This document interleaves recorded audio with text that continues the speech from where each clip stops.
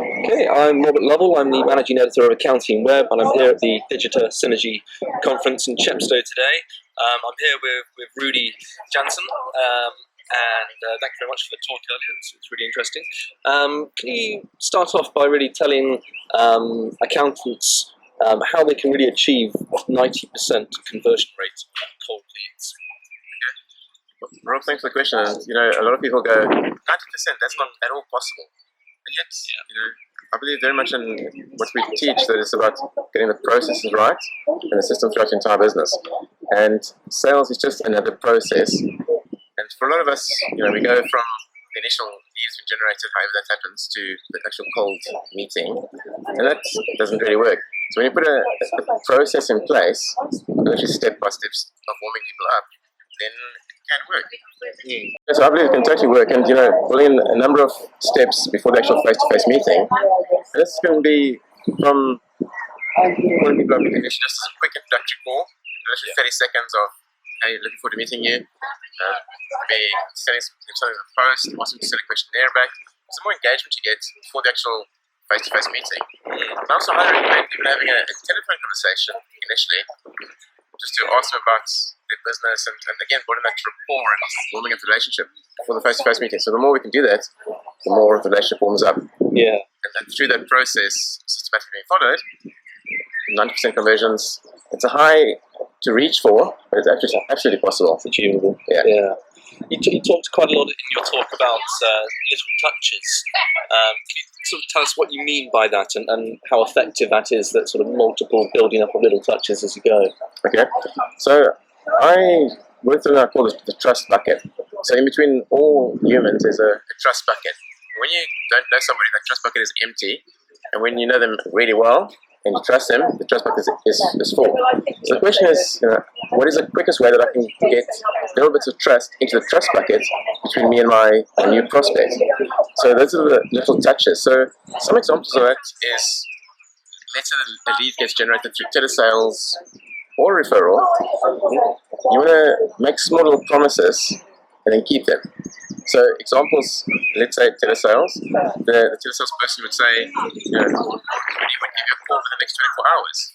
It's a little promise, and you do that, so you keep the promise. It might be, we'll send you something in the post, and to make sure that happens. So those little touches, it's the trust bucket. So those are some examples of what that could be. Great. And how important would you say listening skills are in this whole process? I think listening, which really is about keeping quiet, not having to talk, and whilst you're listening, you're able to think as well. So I think listening is a very valuable skill.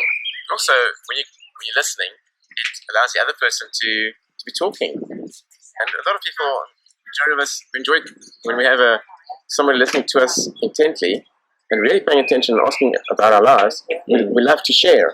And when you've got somebody sharing with you about their business and their stresses and everything that's going on with them, they enjoy that, and it actually builds a trust. Because often we get to the end of a long, big conversation and say, I really like that person. When I look at it, they said almost nothing.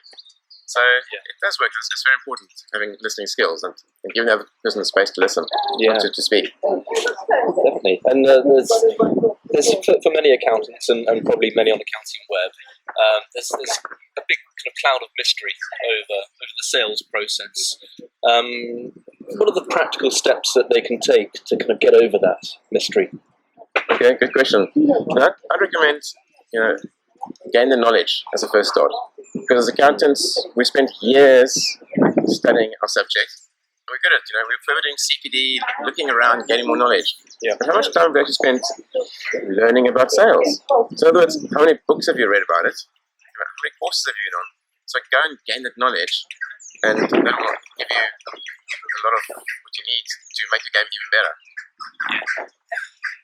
You talked about standardising the sales process as well, quite a bit. I mean, what are your kind of top tips for standardising the sales process? That's a good question. And especially talking about sales process, I believe that to have a very efficient, highly profitable practice with great cash flow, it's about standardising a whole lot throughout the business. And you know, we don't build a practice to, whether it be 100,000 or 3 million turnover, whatever, by not having systems in place, but it's just about fine tuning. And same with the sales process. So I'd say sit down with your team and ask the question, what is our sales process? Pen and paper, write it down. It can be as simple starting point as that. And looking at what are the steps, and then for each step, saying, okay, so what do we do? Do we send out a document? It's a standardized document. Where does it sit? So it's standardizing it like that. So it starts with the planning of what are we actually doing, what else could we introduce, and even what we say. You sit with the team and say, when you guys are meeting the prospect, what do you say?